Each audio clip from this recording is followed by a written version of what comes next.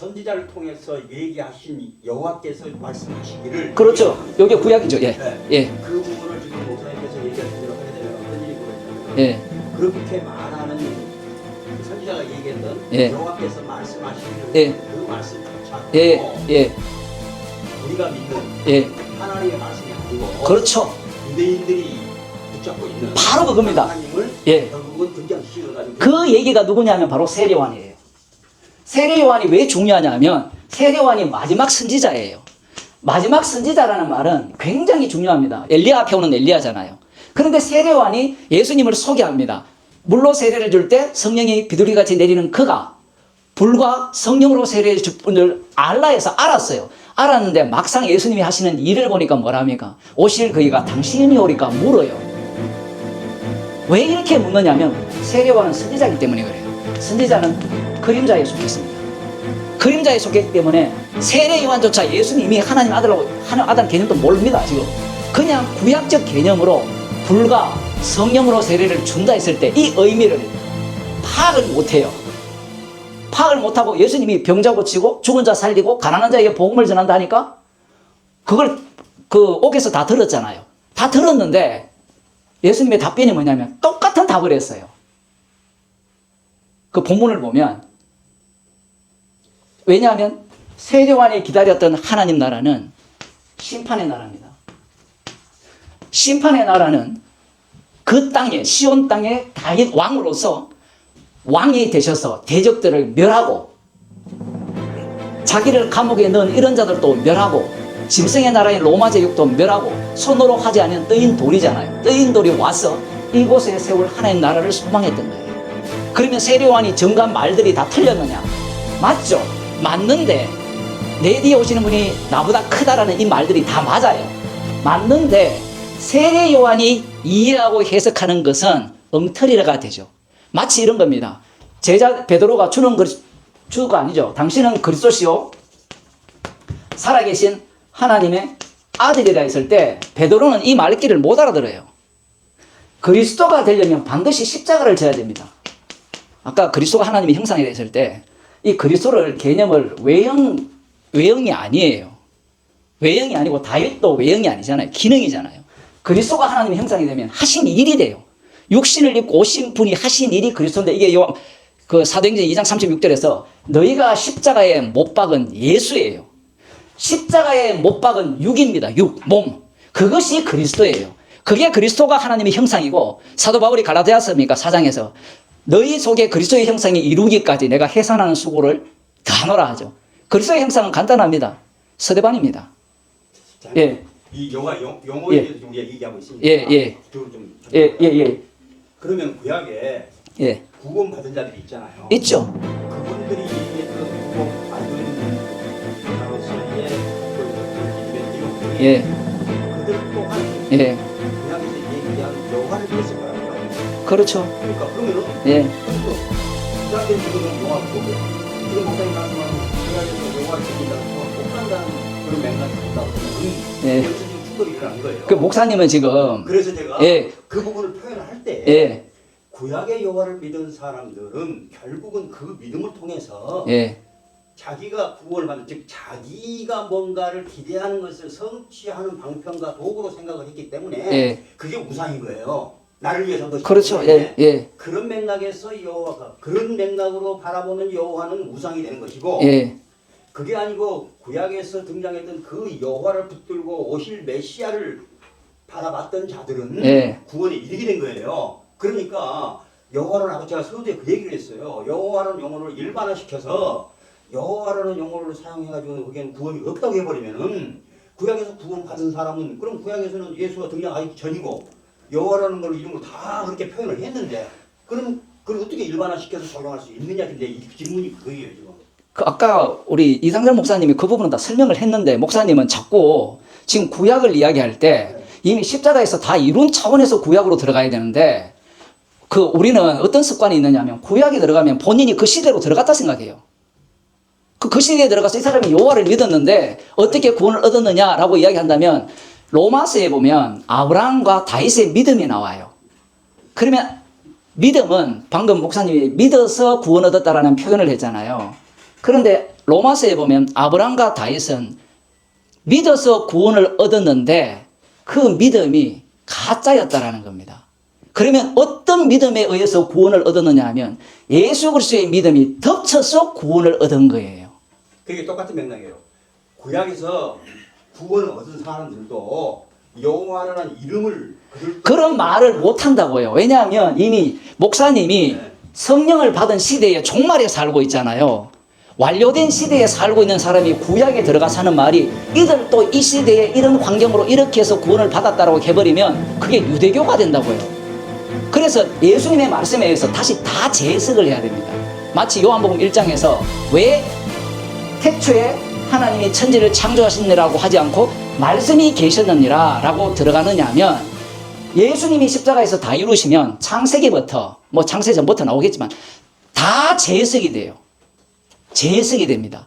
재해석으로 성경을 봐야 돼요. 그러면 재해석이 되려면 원래 해석이 뭔지가 나와야 되죠. 그 원래 해석이 목사님의 해석입니다. 그들은 아브라함은 하나님을 믿었기 때문에 약속의 땅을 지났다는데 사실 창세기 12장부터 22장까지 보면 제대로 된 믿음은 거의 안 나타나요.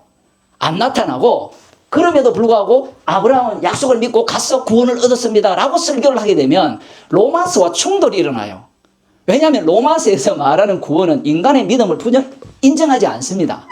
그러니까 거기서 믿었다는 것은 아브라함이 가지고 있는 믿음으로 그가 한 것이 아니고 그가 움직이게 된 것이 하나님께서 주신 믿음이 그를 발걸음을 인도한 것이로 그렇게 해석한 것이 그렇죠. 거기까지만 가면 유대교라니까요. 아니 그러면 그래서 하나님께서 주신 믿음으로 간 것이지. 그러니까 믿음의 실체가 드러났잖아요. 실체가 드러났으면 실체 이야기를 해야 되지 그림자를 자꾸 이야기하면 안 된다는 겁니다. 제가 이 부분에 대해서 잠깐 좀 중재를 좀 해드릴까요? 지금 여기 보면은 구약은 하나의 예약된 믿음입니다. 좀 쉽게 이야기한다면 지금 구약의 선지자들이 여호와라는 말을 썼잖아요. 그 여호와는 장차 그리스도께서 십자가에 못 박혀서 너희들의 그리스도가 주가 된다고 하는 있잖아요. 예약된 믿음이에요. 그래서 아까 제가 갈라디아서 3장 23절에 믿음이 오기 전이라고 했잖아요. 참 믿음은 어디서 와요? 예수님의 십자가의 피 흘리심을 통해 참 믿음이 오잖아요. 그러니까 구약은 예약된 믿음이에요. 그런 차원에서 해석을 하면은 이 부분이 지금 우리 정 목사님 말씀하신 이 부분들이 자연스럽게 우리는 성취된 믿음이잖아요. 십자가로. 잠깐만 제가 지금 방금 말씀 나눈 거 보니까 이런 생각이 퍼뜩 드네요. 이 시대에도 예수를 믿는다고 해요. 그런데 예수 믿는다고 하는 사람이 다 구원받는 게 아니잖아요.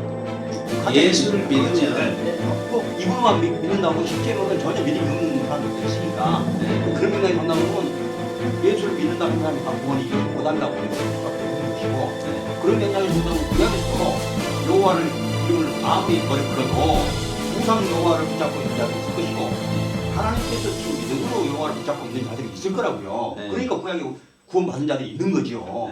저는 그렇게 본다는 거예요. 근데 그것이 문제가 있는 건가? 그거는 논리가 안 맞죠. 로마서에 의하면 은혜로 구원을 받은 거지 엘리야의 착오가 그거였거든요. 그럼 지금도 마찬가지예요. 지금도 예수 믿는다는 사람이 은혜로 믿는 거지. 그래서 자기가 믿는 믿음이 아니지 똑같지. 그래서 요것만 이야기할게요. 그래서 제가 말씀드리고자 하는 게 저 내용이 중요한 거예요. 저 내용 현재 상황에서 그 당시의 내용으로 들어가게 되면 그 당시에 해석하는 해석법이 나오고요. 그리고 그 해석 다음에 그 다음에 해석하는 자들이 있어요. 후대들. 그리고 난 뒤에 예수님 당시 유대인들이 그 본문을 해석하는 게 나옵니다. 본문을 보게 되면. 그리고 예수님이 해석하는 게 또 나와요. 그러면 예수님의 해석이 정답이잖아요. 정답이면 그 앞에 나오는 해석법들이 다 엉터리인데 이 엉터리가 무엇을 이야기하느냐면요. 인간의 죄의 깊이를 드러내요. 지금 목사님은 지금 어디에 관심이 있느냐? 구원론에 있어요. 천만에. 하나님 그러니까 지금 얘기하는 것이 천점이 네, 지금 제가 목사님 말씀하는 그 의미를 제가 지금 아까 말씀했듯이 구약은 애드 언약이잖아요. 말 그 자체로 그게 예약된 거예요. 왜 그러냐면 그럼 구약에 그러면 애드 언약이라는 것은 우리가 어떤 것을 행함으로 말미암아 구원을 얻을 수 없다는 것, 우리에게는 아무런 소망이 없다는 것을 드러내기 위한 방편으로 주어진 언약으로 저는 봐요. 그렇죠. 그래서 새 언약이 주어지는 거죠. 새 언약의 내용은 영으로 결국은 우리 안에 전부 다 모든 것이 역사가 이루어지는 말미암아 구원에 이르게 되는 거 아닙니까? 예, 그 그렇죠. 영으로 결국은 우리가 할 수가 없어요. 네. 우리 구약의 이스라엘 백성들 지가 어떻게 해서 자기들이 어떻게 노력을 해가지고 그냥 구원을 이루고자 애를 썼는데 그것이 불가능하다는 것을 드러내는 방편으로 옛 언약이 주어진 것이고 새 언약은 그것으로 말미암아 구원이 이루는 것이 아니고 내가 그 구원을 이루는 거야 하는 측면에서 새 언약이 주어졌다고 저는 그렇게 보고 있거든요. 그러니까 그런 면에서 본다 그러면은 네. 지금은 마찬가지죠. 지금도 예수를 믿는다 해도 그 믿음을 자기가 어떻게든 간에 구원을 이루고자 예수를 믿는 사람은 구원을 이룰 수가 없지요. 예수를 믿는다고 입으로는 그것을 고백할지언정 그러면 어떤 믿음을 하느냐? 주께서 선택한 자에게 주신 믿음이 있다는 거예요. 네. 그가 구원을 이루는 거 아니겠습니까? 당연히. 똑같이 구약에서도 동일하게 적용이 되지요.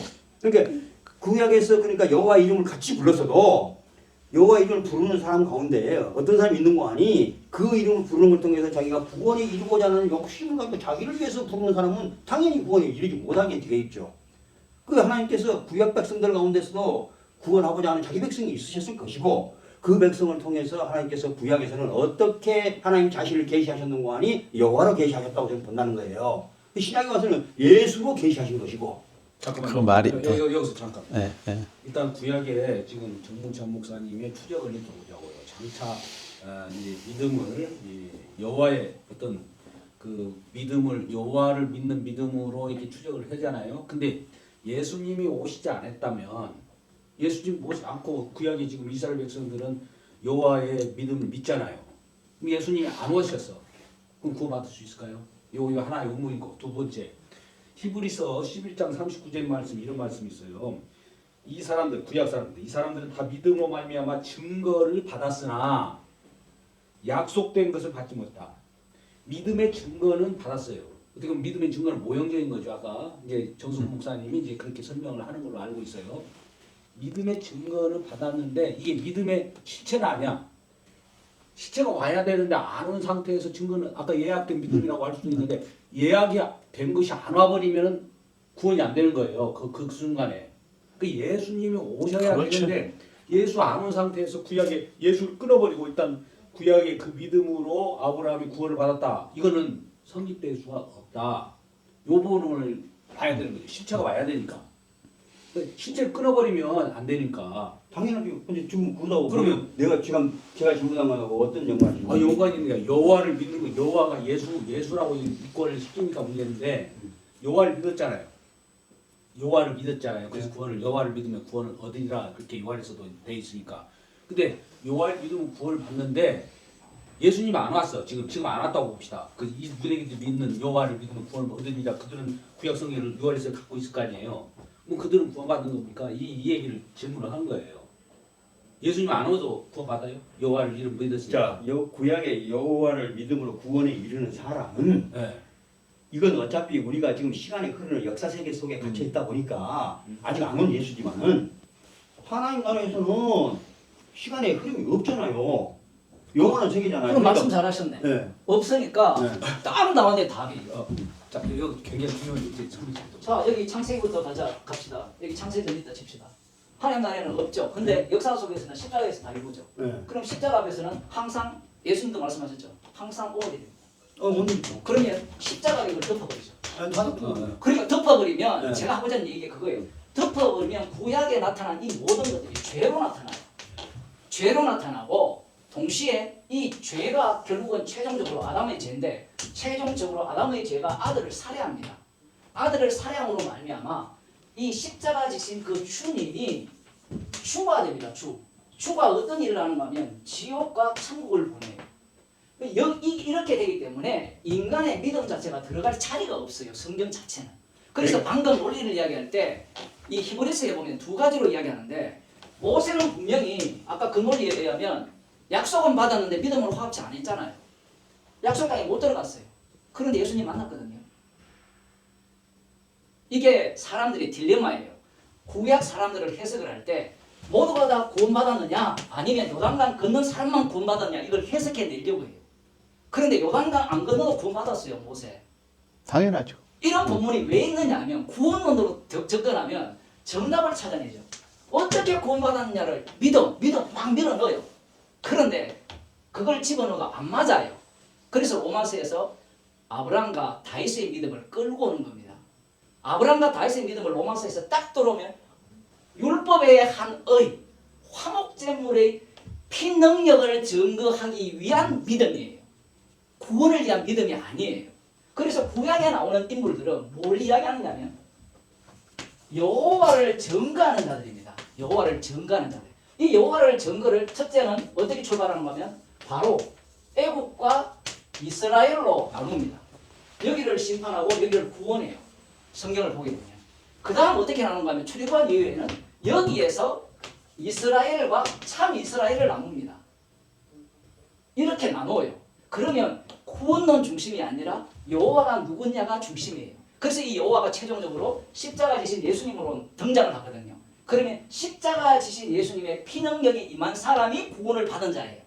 그러면 여기에서 우리가 뭘 주목을 해야 되냐면 피능력 믿고 받으면 구원이 안 됩니까? 이 얘기가 아니라 능력을 받은 사람들은 성경 말씀으로 들어가고 삶의 현장으로 들어가면 사건 속에서 십자가 사건이 재현이 돼요. 말씀을 보는 시각이 달라지죠.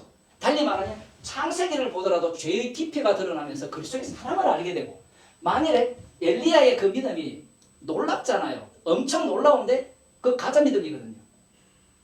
하나님이 구약에서 말씀하셨잖아요. 바알에게 은혜로 택하심을 따라 남은 자가 너다라고 하잖아요. 근데 엘리야는 뭐라고 생각합니까? 자기가 이방 그 우상과 싸워서 지금 나 혼자 남았다는 거예요. 헛소리하지 마. 이게 로마서거든요. 물론 그 성경에도 나오지만. 그러니까 이 모든 것들을 통하여서 십자가이신 예수님의 주되심을 드러내기 위한 구원과 심판입니다. 이렇게 성경을 봐야 돼요. 그러면 구약 사람들이 어떻게 구원 얻었느냐고 묻지 말고 어떻게 구약 그 사람을 아브라함을 통해서 십자가 지신 예수님이 주되심을 증거하느냐로 해석을 해야 돼요. 안 그러면 히브리서에 가버리면 다 충돌이 일어나요.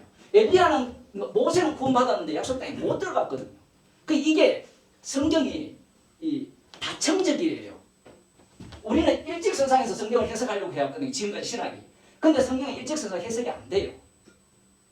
양자역학의 세계가 등장해요. 제가 지금 얘기하고자 하는 것은 네. 이런 거예요. 뭐냐면은 구약에 참 선지자가 거론했던 여호와도 있고 예. 거짓 선지자들이 거론했던 그렇죠. 여호와가 있단 말입니다. 그러니까 참 선지자가 거론했던 그 여호와를 믿으면 구원 얻습니다. 요 얘기를 제가 하는 게 아니에요. 지금 자꾸만 예. 그런 식으로 보니까 구원론적인 측면에서 본다고 지금 얘기하시는 예. 것 같은데 예. 하나님께서 역사를 하실 때에 어떤 이에게는 참 하나님으로서 예. 일을 하시는 내용이 있을 거예요. 예. 구약에 예. 있잖아요. 예, 있죠. 그러니까 천지를 그때도 지었었죠. 참 하나님이. 그때도 여호와라고 성경에서는 거론이 된다고요. 그렇죠. 그 다음에 거짓 그런 신앙 속에 들어있는 자애들도 예. 여호와라고 얘기한다니까요. 그렇죠. 그러니까 지금 목사님이 얘기하시는 것은 거짓 선자들, 거짓 믿음 속에서 거론되는 여호와로 일반화시켜버린 것에 대해서 제가 지금 이의를 제기하는 거예요. 그래서 답변을 드리면 네. 보세요. 구약은 이렇게 갈라지잖아요. 구약은 참 선지자와 거짓 선지자 분명하잖아요. 네. 성전에서 여호와를 섬기면서 우상을 두는 거짓 선지자 갈라지는데 이게 종말이 되면 여호와의 날이죠. 여호와의 날이 되면 어떤 사태가 발생하는가 하면 거짓 선지자가 사라집니다. 그래서 제가 사복음서를 주의하라는 거예요. 지금까지 목사들이 신학교에서 배울 때 사복음서에 외식하는 바리새인들만 공격해왔어요. 그런데 이 구약 전체를 깔고 구약을 너무 무시한 거죠. 구약 전체를 깔고 사복음서를 보게 되면 종말 때는 거짓 선지자가 없어요. 왜냐하면 이들의 대표가 여기 보면 바리새인과 서기관입니다. 사도계인도 있지만 뭐 에센파도 있고 여러 가지가 있는데 아담의 대표자들이니까 한 장만 끌어봐도 바리새인과 서기관들은 철저하게 말씀 중심이에요. 말씀 중심, 하나님 중심, 그 다음 뭐죠? 성경 중심이에요. 이들이. 그리고 여호와 외에는 섬기지 않습니다. 그래서 이들이 뭐라고 생각하는가 하면 이들이 구약을 볼 때 거짓 선지자를 다 알아요. 그게 마태복음 23장에 나오는 내용입니다. 그래서 거짓 선지자들은 자기 배를 위해서 살았어요. 자기 배를. 철저하게 자기 이익이죠. 근데 예수님은 바리새인과 서기관을 뭐라고 합니까? 돈을 사랑한다고 하죠. 이 해석을 사람들은 어떻게 하느냐? 구약을 거치지 않고 해석을 하게 되면 바리새인들은 돈을 사랑하는 노미아가 돼요. 그런데 구약을 거치게 되면 거짓 선지자는 모든 이익을 위해서 거짓 선지자 행세를 했다면 이들은 오로지 하나님께 충성을 했습니다. 사도 바울을 보세요. 빌립보 3장 5절 보면 율법에 이르는 흠이 없다 했거든요. 그러면 그걸 사복음서로 갖고 가면 뭐냐면 주님 이렇게 얘기합니다. 네가 돈을 사랑한다. 하나님과 돈, 재물을 겸하여 섬길 수 없다고 해석을 해요. 인간의 논리는 뭐냐면 서로 돈 사랑하지 않고 여호와만 사랑했는데 그게 바로 너는 어떤 위치에 있느냐면 돈을 사랑하는 자의 위치에 있다는 거예요. 그래서 박하와 해안강 근처의 11조를 빠뜨리지 않고 하는 자는 돈에 미친 자예요. 그게 예수님의 해석법이에요.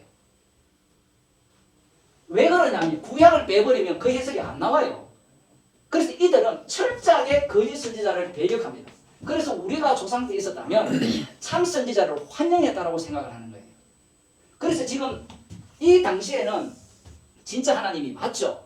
그런데 이걸로 끝나면 안 된다는 겁니다. 이게 연속이 됐기 때문에. 진짜 하나님은 맞는데 이 진짜 하나님을 이들이 믿고 있는 거예요. 믿게 되면 이들이 해석을 합니다. 해석을 하는 순간 무상이 되거든요. 마치 이것은 아까 제가 출애굽기 32장을 얘기 들을 때 분명히 여호와께서 이스라엘을 애굽에서 구원했잖아요. 그런데 이들은 뭘 만들어냅니까?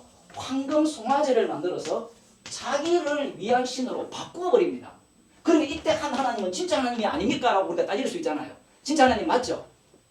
진짜 하나님 맞잖아요. 모세를 보내서 구원했잖아요. 그런데 이들은 어떻게 이 진짜 하나님을 해석하느냐면 우상으로 해석을 해요. 마찬가지입니다. 지금 이게 계속 역사가 반복되고 성경에 보게 되면 그래서 참 선지자와 거짓 선지자가 있을 때 참 선지자와 무엇을 누가 따르냐면 그래서 에스라, 느헤미야 이걸 강조하는 겁니다. 신명기 정신을 강조하고 이걸 강조하게 되면 이 정신을 이들이 이어받거든요. 이어받으면 이들은 우리 지금 예수 안 믿는 사람이 성경을 읽어도 참 선지자와 거짓 선지자를 다 알잖아요. 이 사람들도 다 알아요. 그렇게 믿는 자들이 누구를 죽이느냐면 선지자들이 정언한 예수님을 살해버립니다. 왜 이 과정을 거치느냐면 죄 때문입니다. 죄. 죄의 깊이가 역사가 진행되면 될수록 그 차원으로 바뀝니다. 이제 종말이 계속해서 드러날 때 예수님이 마태복음 24장에서 적그리스도가 등장하죠. 이제 지금 여기에서는 요 수준에서 이 예수님을 대적하는 수준인데 이제는 어떤 시대에 도래했는가 하면 자기가 예수라는 시대에 도래한 겁니다. 그래서 이걸 알려면 이 구약을 알아야 된다는 거예요. 왜 이들이 등장을 하느냐라는 거예요. 이 적그리스도의 특징은 모두가 다 자기를 위한 거예요. 똑같습니다. 모든 게 나를 위한 거예요. 바리새인과 서기관들이 율법의 의로는 흠없게 살은 이유는 나를 위한 신앙이었기 때문에 그래요. 다른 에서도 나를 위한 것이죠. 목사님 지금 얘기하신 거에 대해 전적으로 공감하는가요? 네, 그러니까 그런 거에 대해서 이 의문이 있는 게 아니고 그러니까 목사님 용어를 일반화시킨 거에 대해서 제가 지금 일반화시켜야 되죠. 왜냐하면 네. 이때 여호와는 거짓 여호와죠. 우상 참 여호와고 하나님으로서 여기에서는 역사하신 용어는 어떻게 되는 거예요? 참 여호와죠. 네. 그 목사님이 성경 읽을 때 네. 여기서 연결해서 읽으셔야지 잘라내고 읽어버리면 유대교가 된다고요. 그래서 여기가 참 하나님입니다. 그게 아니고 예. 아무리 하나님께서 네. 구약에 등장해서는 여호와로 등장하시니까 네. 여호와로서 역사를 하셔도 네. 타락한 인간은 네. 그 하나님을 우리가 분별할 수도 없고 네. 우리가 그 하나님을 붙잡을 수도 없다는 맥락에서 우리가 이해를 해야 되는 거 아니냐 그런 생각. 그 말이죠. 그러니까 그러니까 우상으로 드러난 거예요. 그렇죠. 그러니까 그렇게 설명을 해주면 난 좋겠는데 네. 그냥 일반화시켜서 다 여호와를 믿어서 이제 그 이야기를 정리가, 왜 해야 정리가 되냐면 됐습니다. 네. 그 여호와를 믿어서 구원했다냐면 왜 해야 되냐면 성령을 받지 못한 사람들은 구약을 볼 때 말씀대로 보자고 그리고 심지어 신약을 볼 때도 말씀대로 보자고 성령이 하시는 일이 뭐냐면 십자가 사건과 만나게 해요. 성령이 하는 일은 사람들은 성령을 받게 되면 말씀대로 보면 말씀대로 믿으면 된다라고 주장을 하거든요. 그래서 독사의 독을 먹고 사느냐 아니냐 시험까지 하는 인간들도 등장을 하잖아요. 지금 성령 시대라는 우리도 지금 동일하다고 저는 봐요. 뭐냐면은 지금도 예수 믿어서 구원 얻으세요 이렇게 똑같죠. 얘기하잖아요. 똑같은 얘기야. 지금 구약에서 여호와 그러니까 제가 그래서 하는 얘기가 예. 지금 가면 예수를 그럼 구약에서 여호와를 믿으면 구원이 없다 하는 얘기하고 해버린다 그러면 신약에서 예수 믿으면 구원 없습니다 하는 얘기하고 똑같다고 똑같죠. 그래서 이야기를 해야 되는 거예요. 그래서 오늘날 예수 믿는 사람들이 그러니까 그것을 어떻게 그러면 우리는 구분을 시켜줄 자 것이냐. 봅시다. 목회자는 구분합시다. 여기 부분에 대해서. 거짓 선지자들은 자기 이익을 위해서 했잖아요. 네. 그죠? 그러면 예수님이 나의 이익을 위한 예수가 된다면 목회 설교를 하는 이유가 내 배를 위해서 설교를 한다면 거짓 선지자죠. 그럼 교인들이 기도를 할 때 예수 이름으로 기도를 할 때 자기의 이익을 위해서 기도하면 뭐예요? 가짜죠. 분별했죠? 그 두 번째 분별하는 거. 참 선지자는 뭐냐면 말씀대로 믿고 살면 하나님이 기뻐하실 거야. 메시아가 와서 나를 구원할 거야. 이 논리. 그러면 나는 예수를 믿더라도 절대로 나의 이익을 위해서 목회 안 해. 라는 사람이 등장을 하겠죠. 등장해요. 네. 요게 사꾼이에요. 맞습니다. 요게 왜 사꾼이 되느냐면 요 말씀에 의하면 지 배를 채우는 거예요. 네. 우리가 그걸 실제로 목격해요. 그래서 죄를 다 덜추어내는 겁니다. 제대로 된 목사는. 그래서 말씀을 깊이 속으로 들어가면 들어갈수록 십자가 외에는 나올 게 없어요. 십자가 외에는. 그러니까 정답이라는 것이 가짜가 틀렸고 참이 진짜니까 이게 정답이잖아요. 참이. 근데 종말 때 보면 참이 거짓이 돼요. 십자가 앞에서. 그래서 제가 예, 지금 계속해서 지금 되돌이표 되고 있습니다만은 예, 구약에서 등장하는 여호와를 우리가 어차피 성경에 기록된 말씀이기 때문에 예. 피할 수가 없어요. 피할 수 없죠. 예. 목사 설교할 때 본문 예. 가지고 와야 되니까. 예. 그랬을 때에 단순히 여호와를 잘 믿고 하나님 말씀을 잘 순종하고 예. 이래가지고 구원을 얻습니다. 이렇게 가면은 결국은 요거 예수님을 살려야죠. 예수를 죽이는 그런 길로 가게 되는 것이니까. 그렇죠. 그래서 저는 생각하는 것이 결국은 하나님께서 창조하신 일에 예, 역사의 흐름을 따라서 계속해서 하나님께서는 자기 일을 하고 계시잖아요. 우리가 알고 모르고 관계없어요. 예. 우리는 하나님 하신 일을 내가 예. 잘 기가 막히게 잘 캐치해가지고 그것을 내가 해서 나도 하나님의 눈에 들어가지고 구원을 예. 받을까 어쩔까 인간은 생각하는가 모르지만은 예, 그것이 어림도 없는 얘기라는 것이 구약성경 전체를 통해서 또 신약 지금 이 시대에도 예. 동일하게 지금 반복되고 있지요. 예, 그러면은 결국은 저는 성경 전체를 통해서 결국은 증거할 것은 예. 하나님께서 이렇게 일을 하셨다. 이렇게 일하셨다라고 그것이 얘기하면 안 되고 사실은- 예. 그 일하심이 십자가에서 일을 하셨죠. 그러니까 이렇게 일하셨다는 것이 결론이 예. 십자가 사건이지요. 그렇죠. 그러니까 그것을 증거하는 것으로 끝이에요. 그렇죠. 사실은. 그 위에 십자가를 나머지 것은 증거하는 없어요. 게 끝이고. 근데 이제 저는 사실은 예. 뭘 갖고 그래서 이제 얘기를 하는 거 아니? 예. 구약의 여호와를 믿으면은 그건 없습니다 해버리면은 결국은 하나님께서는 구약의 여호와로서 일을 하셨는데 예. 그것조차도 부인돼버리는 거기서 휩쓸려 가버린 소지가 있어요. 왜 그 그래서 문제가 그 얘기를 돼? 하는 거예요. 이제. 그러니까 제가 문제가 뭐냐면 목사들이 설교를 할 때 구약을 이야기할 때 구약을 설교 안 하더라도 사복음서를 이야기할 때 사복음서에 등장하는 유대인들, 제자들 그리고 사두개인과 바리새인과 서기관들의 이 신학이 구약을 똘똘 뭉쳐놨어요. 그런데 목사들이 구약을 모르잖아요. 저도 신학할 때 몰랐고 모르니까 그냥 액면가대로 보는 거예요. 저놈들은 모른다 이렇게만 본 거예요. 그런데 우리가 말씀을 계속 이렇게 주님께서 깨닫게 해주시니까 요 종말 때의 유대인들은 남은 자인데 이 남은 자들은 이 구약 전체에 거짓된 해석도 알고 올바른 해석을 다 담고 있는 자들의 해석이었다는 거예요. 그래서 목사들이 신약을 설교할 때 구약을 반드시 언급을 해야 돼요. 신약은 그냥 나온 게 아니거든요. 그런데 신약을 설교할 때 구약을 얘기하면 어렵잖아요. 목사들도 모르고 그러니까 구약을 설명을 안 합니다. 그리고 듣는 청중도 다 배웠잖아요. 지정이 이걸 영혼이라고도 이야기하는데 이 지정이가 다 있거든요. 지정이는 분별력이 있거든요. 합리적으로 사고를 해요. 합리적으로 사고하기 때문에 천지를 창조하신 하나님을 믿자. 그 창조를 주장하는 자들이잖아요. 그게 이단 중에 이단입니다. 왜냐하면 그들은 말씀대로 믿자고 하는 그건데 예수님은 뭐라 합니까? 피를 증거하기 위한 천지 창조예요. 창조주 하나님 믿으면 지옥 갑니다. 이 이야기를 왜 해야 되느냐면 창조적 하나님을 믿는 자들이 예수님을 살해했어요. 그러니까 모든 말씀은 예수 그리스도에 대해서 증거를 하잖아요. 그러면 예수 그리스도의 증거를 하는 방식이 뭐냐면 자기 백성을 통해서 증거를 해요. 우리를 통해서 증거를 하잖아요. 그럼 우리를 통해서 증거하는 방식이 뭐냐면 모든 말씀이 우리를 통과하게 되면 우리의 죄가 다 드러나면서 십자가 외에는 자랑할 것이 없는 자로 몰아붙입니다. 그 방식을 취하는 거예요. 하나님께서.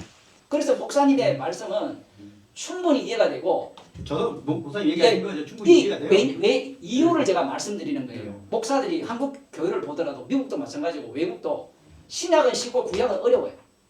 익숙하지도 않고. 그러니까 구약을 그냥 진짜 하나님이잖아. 그게 뭐가 나빠? 이렇게 보는 거예요. 그러면 나중에 좀 똑똑한 사람은 딜레마가 생겨요. 예수 이름 외에는 구원 얻을 만한 이름을 준 적이 없다 했는데 여호와를 믿어야 돼, 예수를 믿어야 돼. 목사들이 답변을 못합니다. 왜 못하느냐면 예수 이름 외에는 구원 얻을 만한 이름이 없다고 하는 순간 구약을 부정하는 것 같잖아요. 사실은 예수님도 구약을 부정했거든요. 율법은 내게 대해서 전한다 했지 율법이 여호와를 전했습니까? 아니잖아요. 그런데 두려운 거예요. 목사들이. 이단될 것이 없어. 복음을 전하면 되는데. 이런 문제들이 있죠. 그래서 목사들이 굉장히 중요합니다. 목사들이 성경을 엄청 많이 알아야 돼요. 연구를 해야 되고. 그래야만 방금 그런 논리가 왜 악마적인가를 알 수 있는 거예요. 성경대로 창조주대로 믿자 해서 쭉 따라오는 겁니다. 창세기부터 출애굽기부터 쭉 따라오면 어디에 도달하면 종말에 도달하면 이들이 창조주 하나님 믿죠. 언약 믿죠. 약속 믿죠. 그리고 메시아 왕국을 소망하죠. 그들이 율법대로 살죠. 율법을 아는 게 아니라 그러니까 아는 게 아니라 행함도 합니다. 그들이 예수를 죽여버립니다. 이 전체를 깨고 있어야 돼요. 깨고 있으면서 부분을 내어서 설교를 해야 돼요. 그런데 이게 설교 시간이 짧잖아요. 다 못 깨잖아요. 그러다 보니까 목사들은 점점점 쉽게 하는 거예요.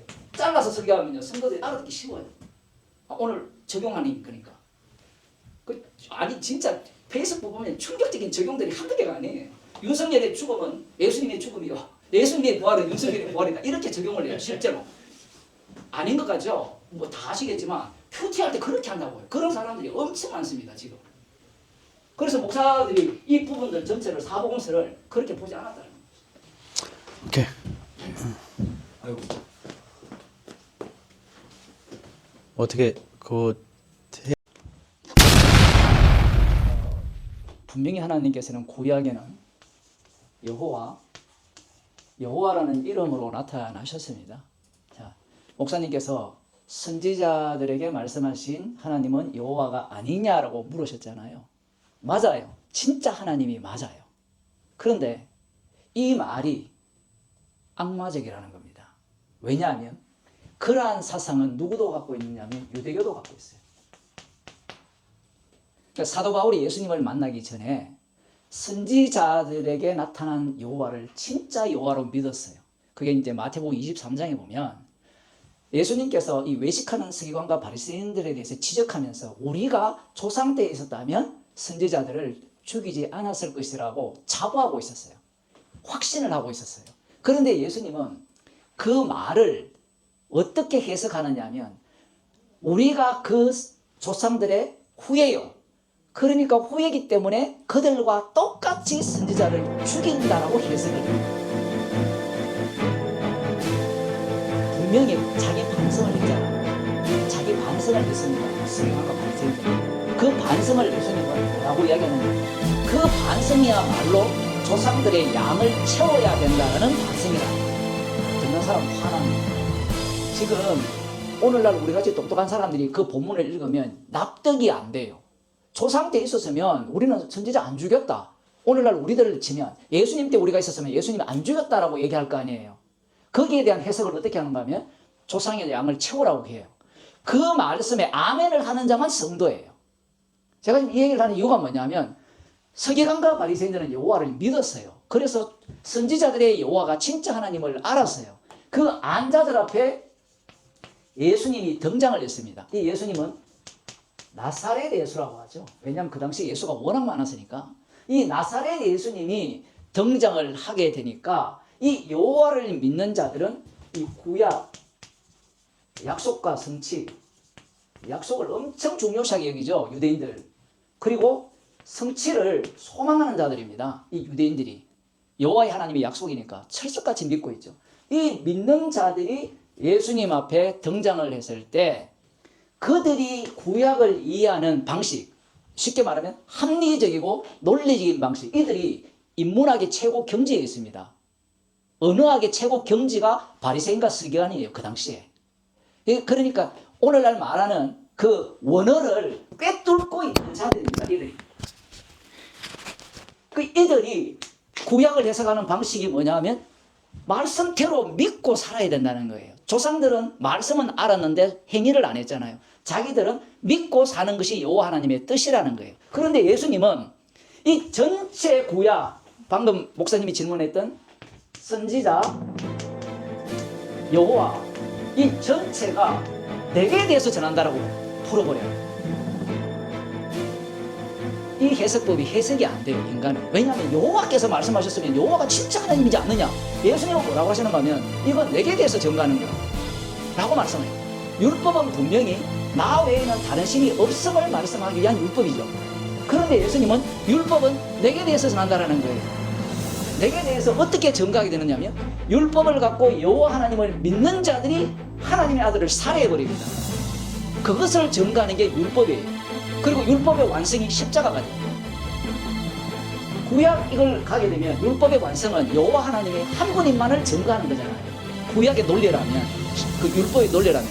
그런데 예수님은 어떻게 해석하느냐면 십자가 지신 내가 심판주라는 거예요. 심판주. 구약에는 여호와가 심판주예요. 심판주. 근데 이 과정에서 어떻게 바뀌느냐면 이 여호와를 믿는 바리새인과 서기관들이 율법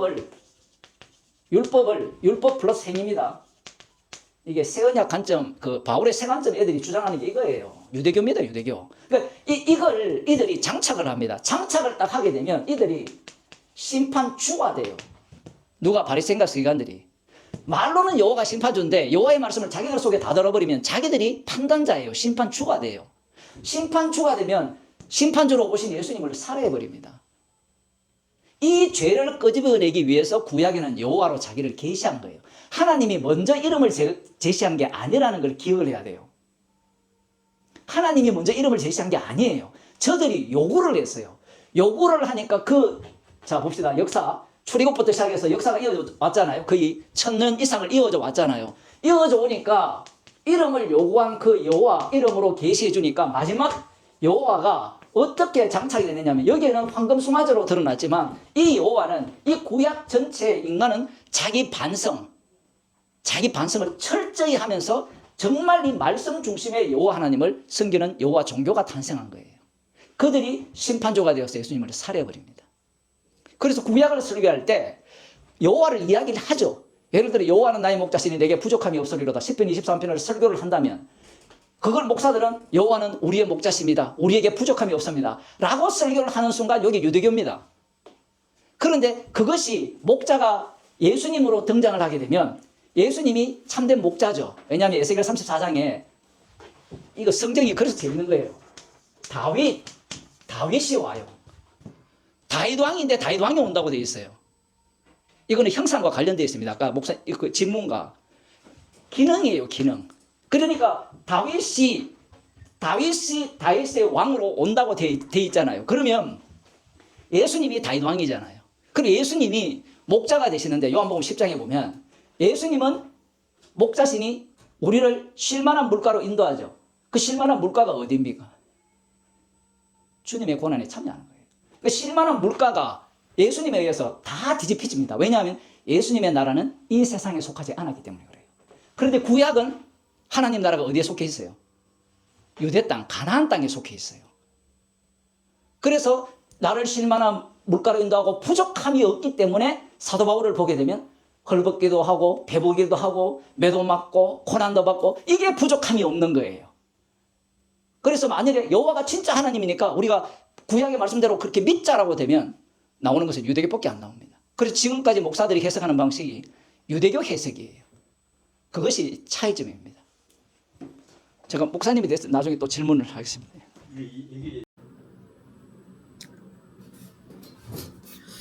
그 인사 말씀하세요, 이선당 목사님.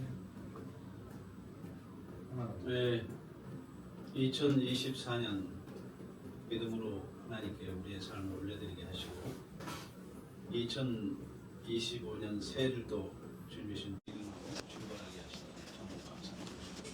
새해 이렇게 귀한 공방 토론의 시간들을 허락해 주셔서 너무 감사하고 신학이 계속해서 개진되고 발전되고 우리의 삶을 완성할 수 있는 그런 계기가 됐으면 좋겠습니다. 감사합니다.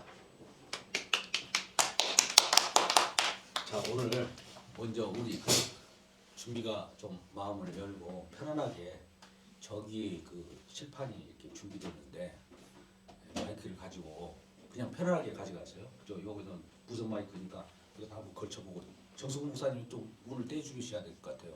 마이크 그냥 이렇게 위에다 걸어줄게요. 무슨 편안하게 하시고 제가 너무 걱정하지 마세요. 아니 질문을 하시고 지금 질문할 거 없어요. 질문 다 나왔어요. 제가 먼저 하고 그다음에 자 이대로 가는데 요 가지고 또 올라가요.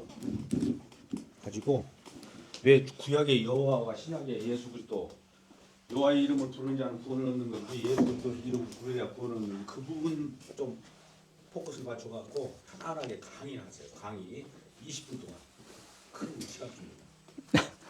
자 박수로 오겠습니다.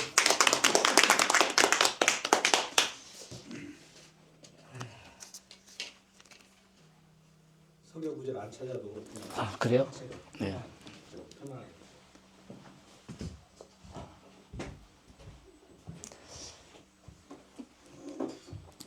우리들이 신앙 생활로 이렇게 접어들 때 기존에는 하나님의 이름이 따로 있었다라고 볼 수 있죠. 예, 우리 같은 경우에는 천지신명이라든가 뭐 하늘이 될 수도 있는데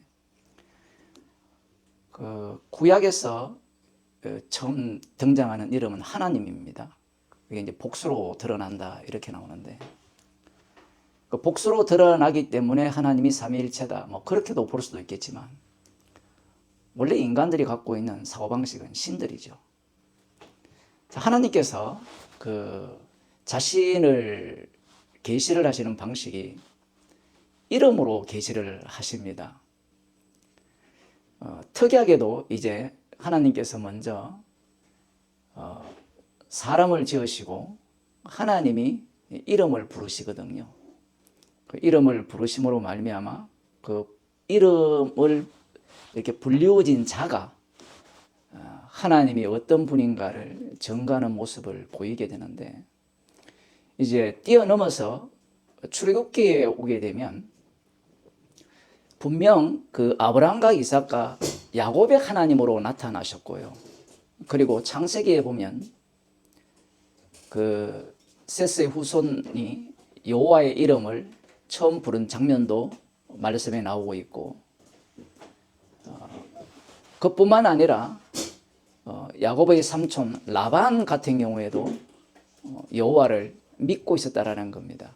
여호와 신명이라는 것은 우리가 전통적인 신학적인 입장에서는 하나님의 자기 계시로 나타난 독보적인 이름이다 이렇게 보고 있는데 저는 그렇게 보지 않는다라는 거예요. 왜냐하면 창세기에 보면 이미 여호와의 이름이 계속해서 등장하기 때문입니다. 그러면 또 반론하는 사람들이 모세가 이미 완료된 차원에서 기록을 했기 때문에 여호와의 이름을 기록하지 않았느냐. 그 말도 동의를 합니다. 동일한 용어인데 다른 의미를 담고 있는 거죠. 예를 들면 하나님 같은 경우에도 이방 족속들, 이방 나라 같은 경우에도 하나님 개념이 다 있었죠. 그 하나님과 창조하신 하나님이 같으냐 다르냐 그것은 욥기를 통해서 보게 되면 비로소 하나님의 참된 의미가 여호와로 드러나는 것을 알 수가 있습니다. 그러면서 또 여호와의 이름이 다시 등장을 하면서 그 여호와의 이름이 과연 그 출애굽기에서 말씀하시는 그 여호와 동일하냐 하지 않느냐라고 이야기할 때는 처음은 동일하지 않습니다. 여기에서 이제 중요한 것은 이스라엘 백성들이 출애굽을 할 때 모세가 갔을 때 너를 보낸 하나님이 이름이 뭐냐라고 물어요. 우리 같으면 이름을 물을 필요도 없이 아브라함과 이삭과 야곱의 하나님이 보내셨다라고 하면 그냥 받아들이면 되거든요. 왜냐하면 아브라함에게 하신 약속이 있잖아요. 4대 만에 돌아올 것이라는. 그런데 이 애굽에 살던 이 히브리 민족이 모세가 왔을 때 너를 보낸 하나님의 이름이 뭐냐고 물어요. 이건 굉장히 중요한 겁니다.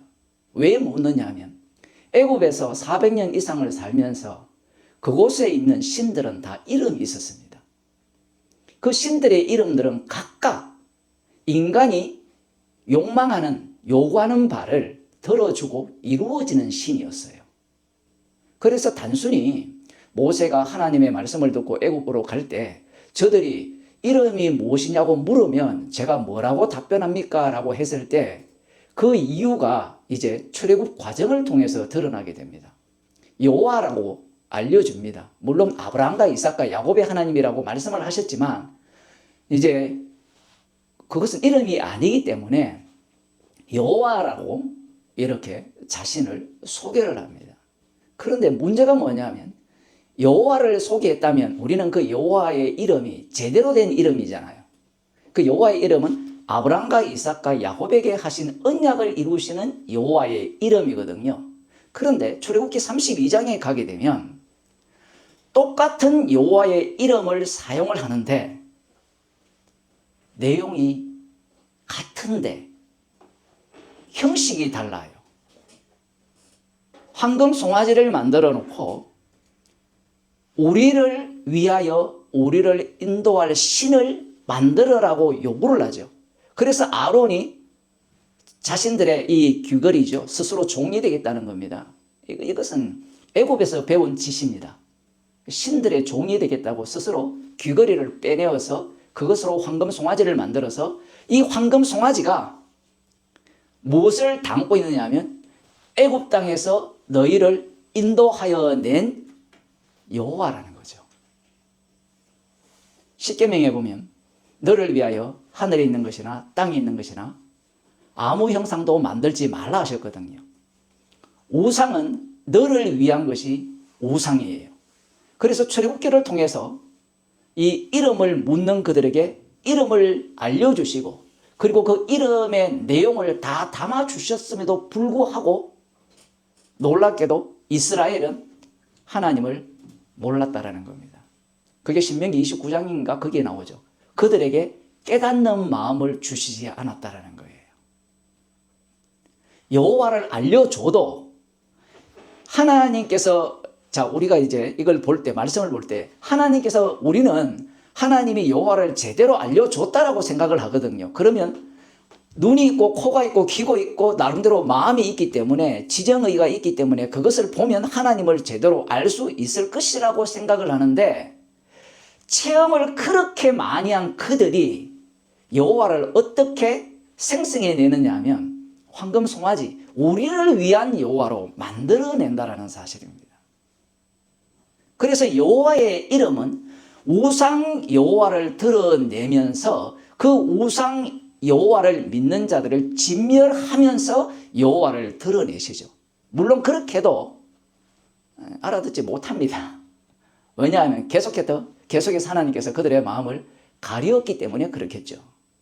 문제는 우리가 그 성경을 보면서 무슨 생각을 하느냐면 출애굽기를 보면서 이것이 여호와지 라고 이야기를 하는 거예요. 그런데 그 말이 틀린 것은 아닌데 이것이 여호와라고 불러놓고 그 여호와가 나를 위한 하나님이 된다라는 사실이에요. 오늘날 기독교가 여호와의 이름을 부를 때 나를 위한 여호와가 아니면 부르겠습니까? 교회에서 예수님을 찾는 것보다 요즘은 여호와를 더 찾잖아요. 왜냐하면 여호와는 용사시고 나를 위해 싸우시는 분이거든요. 출애굽기 15장에 나오는 그 찬양의 노래입니까? 그 노래를 보면 신이 났잖아요. 미디안과 이스라엘 백성들이. 그런데 그 내용을 고스란히 믿고 있는 자들이 누구냐 하면 예수님 당시에 유대인들입니다. 이제 성경을 좀 건너뛰겠어요. 유대인들이 여호와 하나님이 한 분이신 것만 믿었어요. 그게 신명기 사상이거든요. 그 신명기 사상을 그대로 이어받은 자들이 에스라 느헤미야입니다. 그 정신을 이어받은 자들이 이 다니엘이 예언한 짐승의 시절을 지나면서 등장한 자들이 누구냐면 에레미야, 느헤미야 정신과 모세의 신명기 정신을 그대로 이어받자고 주장한 자들이 바리새인과 서기관들이에요. 그들의 입장에서는 여호와의 이름을 함부로 부르지 않습니다. 그건 우리들이 다 배웠잖아요. 마태복음에서는 하나님을 함부로 말하지 않아서 하늘나라라고 표현을 하죠. 하나님의 이름을 부르지 않습니다. 그들의 신앙은 오로지 여호와 하나님 한 분 외에는 믿지 않는 신앙이에요. 그리고 이 하나님께서 약속하신 이 메시아가 오신다라는 그 의미를 구약에 들어가 보게 되면 여호와께서 친히 오신다라고 되어 있습니다. 에스겔 33장을 가보게 되면 그 당시에 목자들이 다 하나님을 떠났고 자기 배를 위하여서 양들을 돌보면 그렇게 하고 또 양들이 울타리를 넘어가면 내버려두는 그러한 어떤 말씀을 하시면서 여호와가 친히 목자가 되셔서 이스라엘을 흩어진 곳에서 인도할 것을 말씀을 합니다. 그러면서 하시는 말씀이 34장으로 넘어가면 목자가 누구냐면 다윗이 온다라는 거예요. 그래서 여호와가 목자라고 했을 때 우리들은 시편 23편에 여호와는 나의 목자시니라고 할 때 어떻게 듣느냐 하면 여호와가 진짜 목자라는 거예요. 다윗이 그 얘기를 했으니까.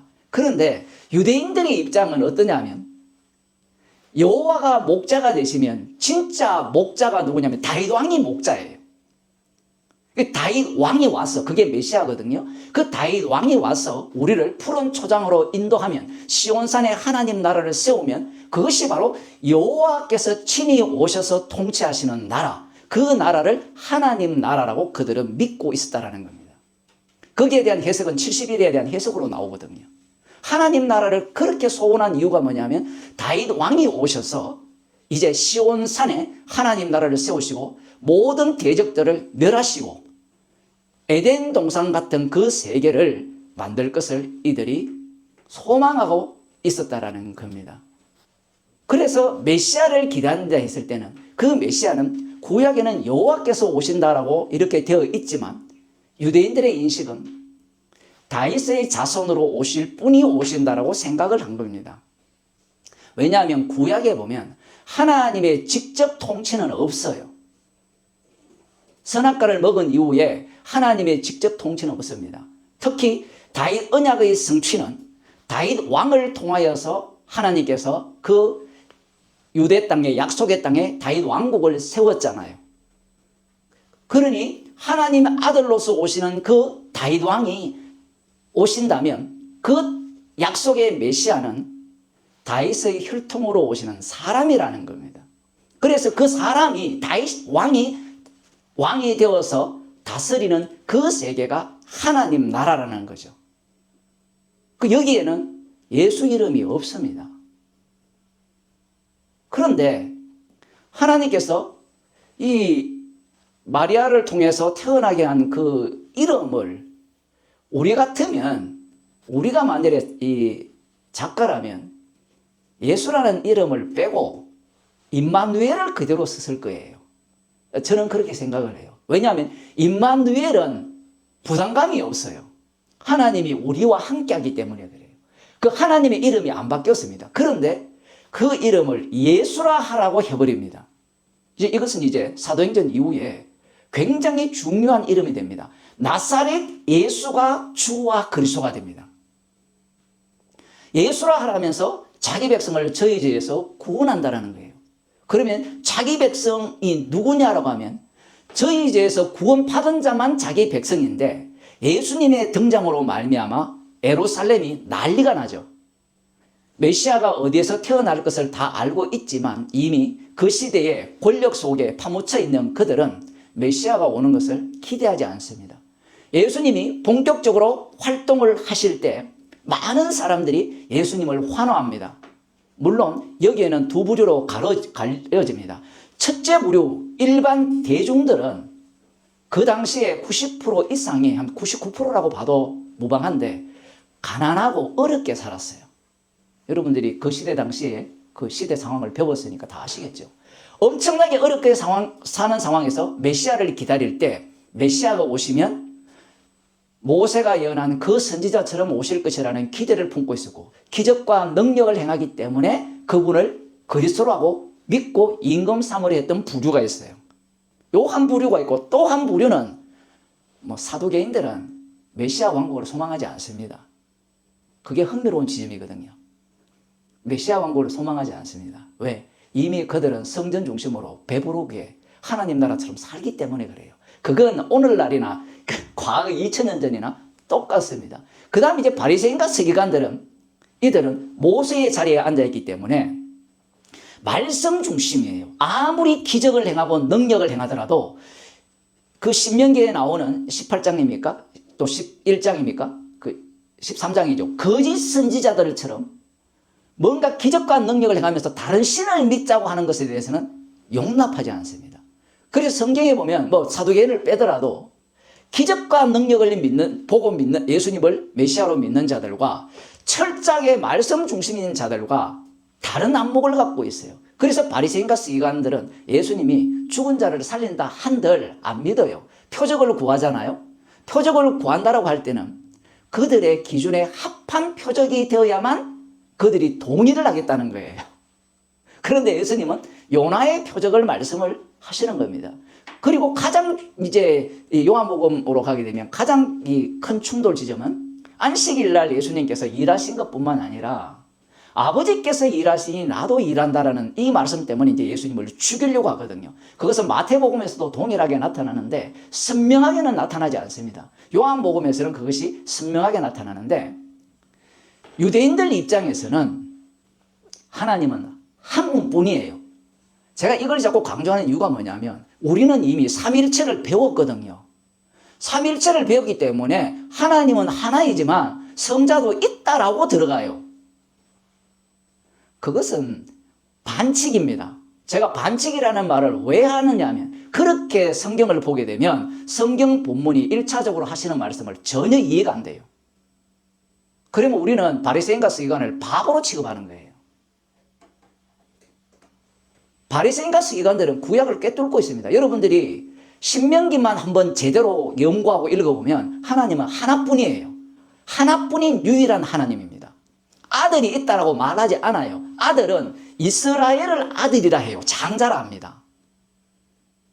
그 내용이 없어요. 그런데 예수님이 뭐라고 하시는가 하면 이 요엘이 예언한 아니면 에스겔이 예언한 여호와의 이름으로 오신 여호와의 임재라는 겁니다. 누가? 예수님이. 그리고 더 심각한 문제는 예수님이 십자가로 심판주가 된다라는 거예요. 인자됨을 인하여 심판하는 권세를 아버지께서 나에게 주신다라고 합니다. 여러분들이 구약을 잘 아시겠지만 심판주는 구약에는 여호와밖에 없습니다. 심판주는. 맞죠? 여호와밖에 없습니다. 심판하시는 분은. 죽이기도 하시고 살리기도 하시는 분이 여호와예요. 그게 신명기 32장에 나오거든요. 그것이 사무엘상 2장에도 나오죠. 한나의 기도. 죽이기도 하시고 살리기도 하시고. 그런데 예수님은 인자됨을 인하여 심판하는 권세를 가졌다라고 해버려요. 이렇게 돼버리면 유대인들 입장에서는 여호와를 부정하는 예수가 돼요. 그리고 더 심각한 문제가 뭐냐 하면 하나님의 친아들인데 죽는다라는 겁니다. 구약에서 하나님이 죽는 개념은 없어요. 이방 세계에서는 신이 죽는 게 있어요. 신이 죽다가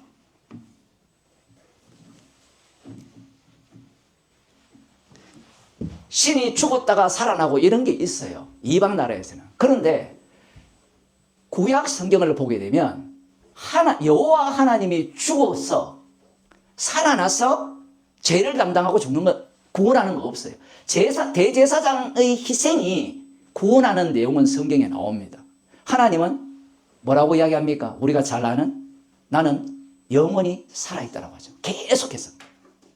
그러니 예수님이 하나님의 아들이잖아요. 우리 이걸 명심해야 됩니다. 하나님의 아들이라는 것은 예수님이 하나님이라는 거예요. 그러면 하나님이라면 이 하나님을 구약과 연결시키면 죽지 않아야 됩니다. 영원히 살아 계셔야 돼요. 그런데 예수님은 죽습니다.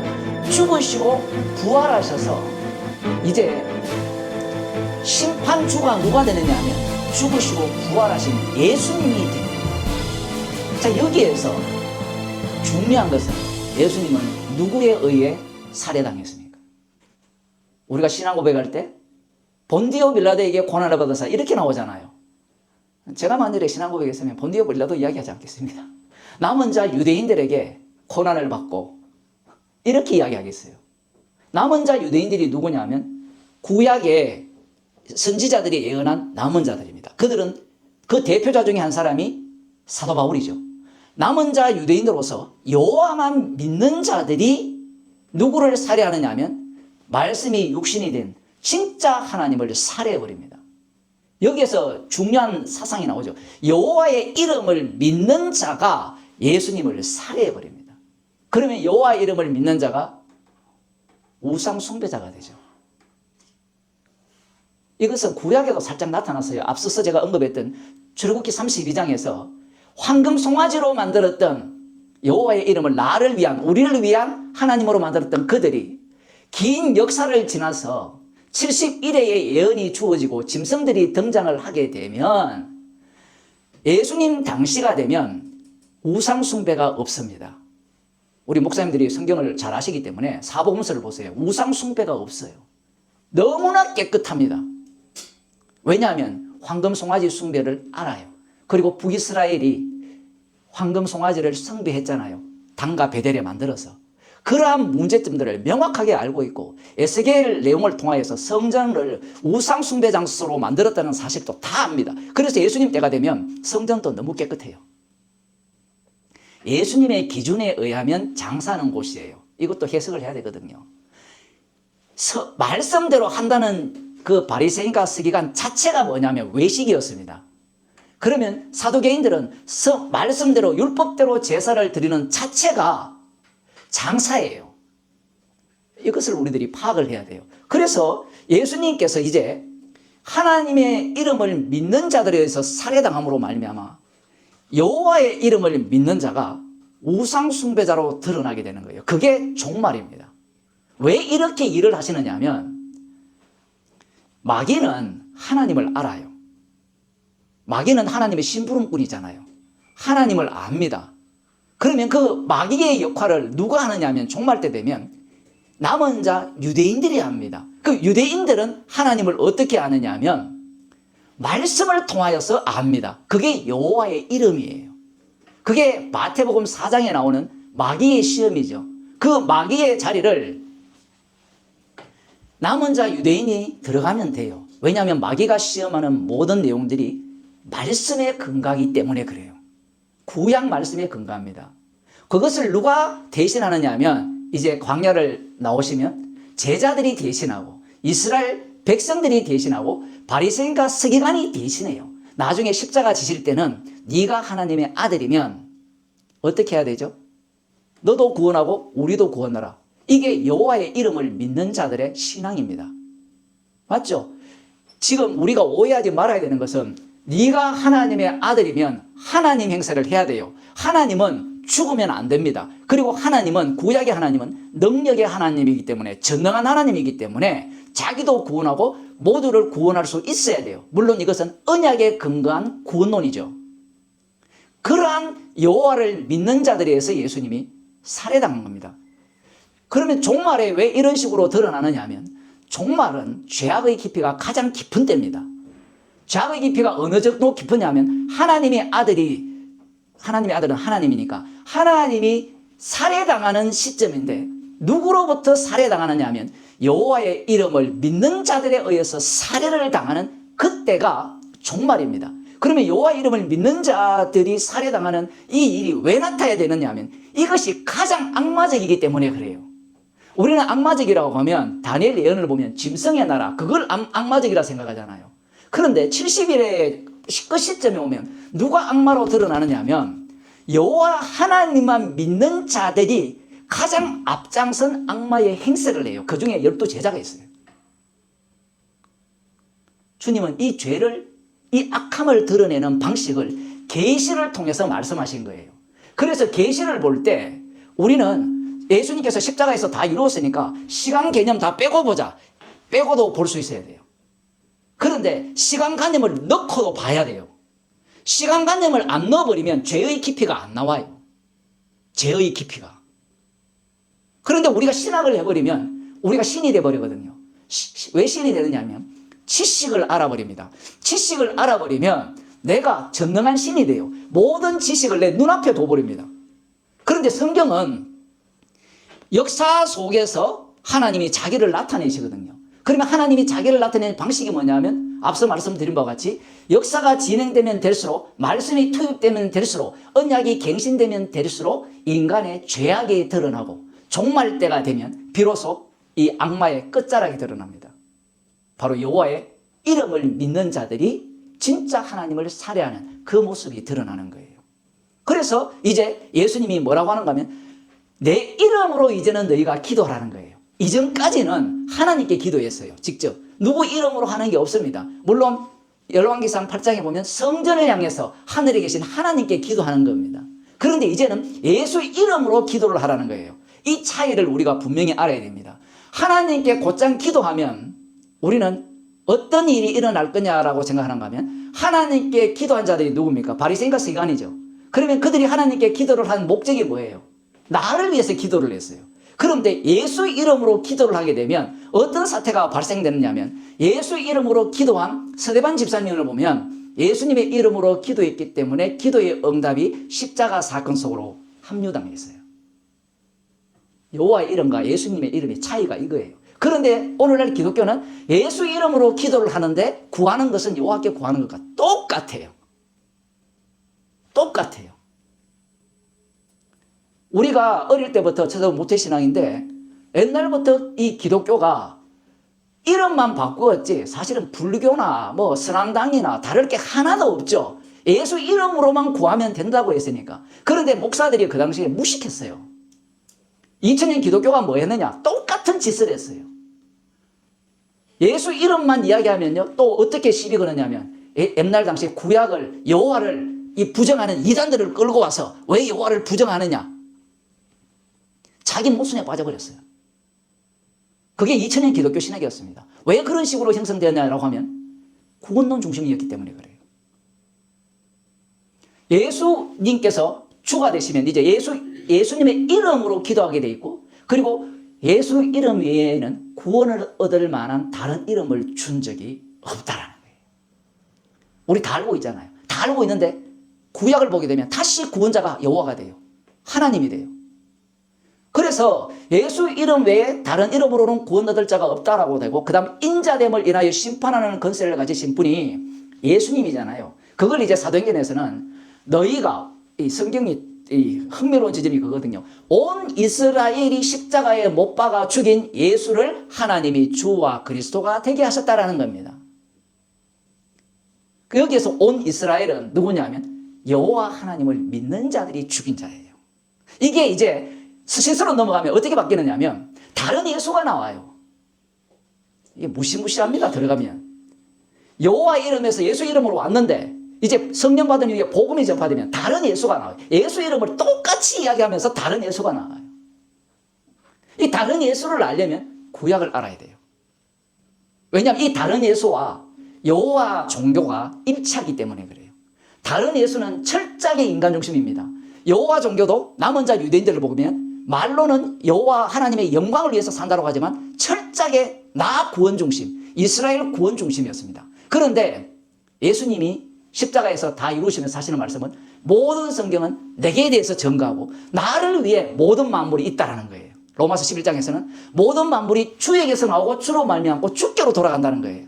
여기에는 어떤 인간도 들어갈 자리가 없어요. 심지어 천지조차도 하나님이 만드신 천지조차도 예수님께서 재림하시면 다 불살라버립니다. 그 예수님의 이름을 위한 천지 창조였던 거예요. 그래서 구약을 설교를 할 때 반드시 십자가로 귀결이 되지 않으면 구약 설교는 유대교가 돼요. 유대교 설교가 됩니다.